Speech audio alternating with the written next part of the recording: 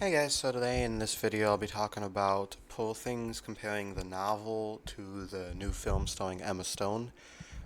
So I heard Poor Things was getting pretty good reviews, so I decided to read the book first because that's what I often do with fictional movies. Well, with non-fiction movies like Oppenheimer or Killers of the Flower Moon, I tend to watch the movie first, then read the book. I don't know why I do that, it's just whatever. So I gotta say, I think the book, in my opinion, was better than the movie. The movie has a lot of stuff going for it, though, but I feel like the book really leaned into the themes of feminism, while the movie just kind of played it in like a hand wavy sort of way, like, oh, well, about feminism, but they don't really do anything with it. While the book is a lot more in depth.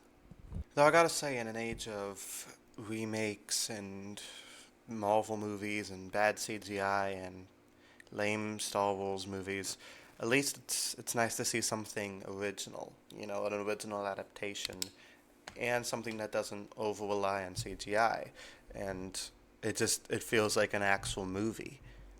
You guys know I love my unique movies. I don't know. I like when movies are very daring, but I feel like with this movie the problem is like it's daring from a production level, but in terms of like beneath the surface, it just seems kind of barren. So Emma Stone, I think, does a really good performance in this movie. She's probably the highlight. It's about like exploring the world through a new lens. So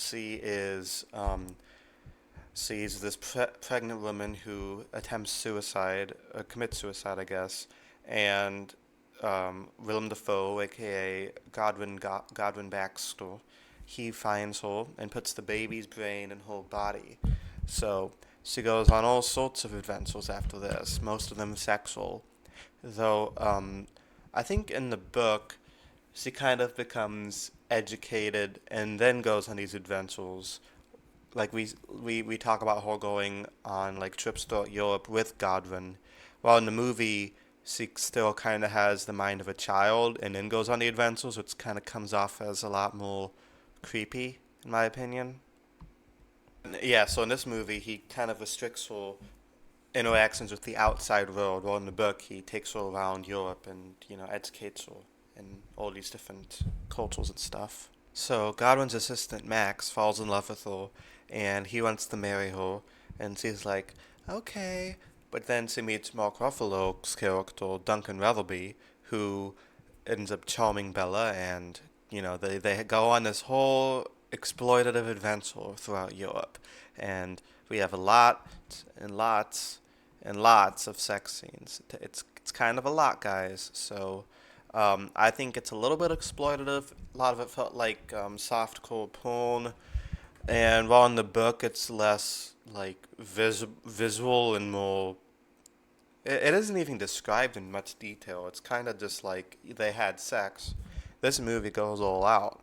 We see every single part of Emma Stone in this movie. She is the star of this movie, for better or for worse, in my opinion. But yeah, I think this portion of the movie takes a long time. I don't know if it had to be this long. Favorite scenes though is when Bella's kind of touring the town and she sees this young woman singing a song, and it's just a very pretty moment where like she gets to see she gets to discover live music. It's really sweet. I wish we had more scenes of that instead of just her being naked the whole time. But it seems like she's always like put in these difficult positions, which I guess reflects the times. Um, I think the book is a lot more progressive though because it focuses more on the whole like intelligence, and she becomes like super smart and dignified by the end of the book. This is kind of glossed over in the movie as it focuses more on like the sexual aspects, while the book shows her grow like emotionally.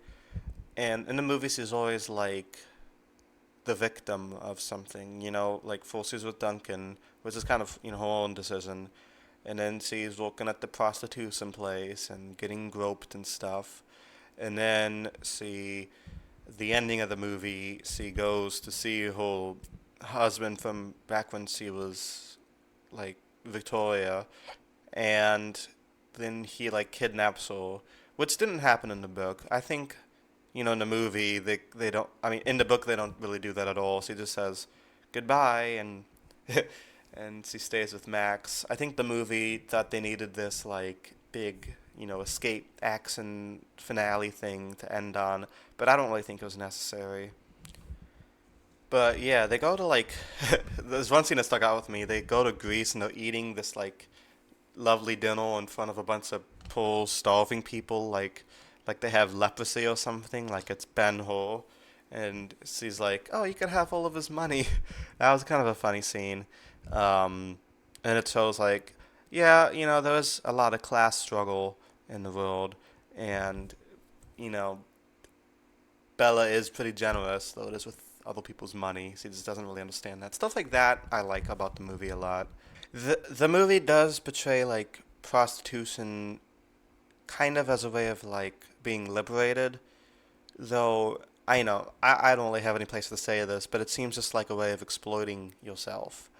Though that's just my opinion. The book is a lot more neutral on this, and I feel like the movie's kind of I don't know what stance it takes because the movie is very focused on like throwing things at you without really delving into the themes. So it's kind of unclear what positions the movie is taking, or if they just let you think things out for yourself. But I don't know. It seems kind of muddled in that aspect. I would say, the supporting cast is pretty good. Willem Dafoe's cool. Mark Ruffalo is funny, even if his character is a bit flanderized from the book. And Emma Stone definitely leads the movie. She's very captivating in all of her movies, which is why I think she's like one of my favorite actresses. Well, actresses under 40, I guess. Um, I don't know. I'm a huge fan of her, though. I did I did enjoy her more in other movies like La La Land or Spider Man. So maybe giving written role, the book is able to flesh these ideas out, while the movie does them visually. Which I got, like I said, the movie is very visually appealing, very uniquely directed.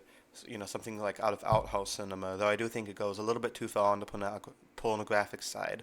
So maybe I am just a uptight prude, if I will, but I don't really think I am. So yeah, let me know what you guys thought down in comments below. Did you like the movie better or did you like the book better? Does the movie want to make you read the book, or vice versa? Does the book make you want to want to watch the movie, or did you not like either of them? Do you hate all iterations of Poor Things? Do you think that they should have been Scottish and from Glasgow, like the book? In my opinion, that would have been kind of cool. We could have Peter Capaldi as Godwin, Karen Gillian as Bella. Craig Ferguson could be Mark Ruffalo's character. I don't know.